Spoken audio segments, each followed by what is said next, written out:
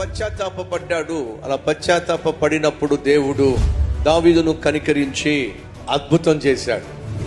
ఏమిటి అద్భుతం?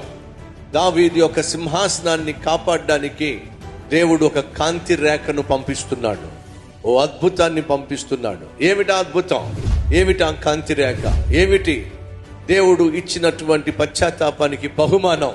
వచ్చే ఆదివారం మీరు వినబోతున్నారు. మరొక అద్భుతమైన సిరీస్ నేను స్టార్ట్ చేయబోతున్నాను.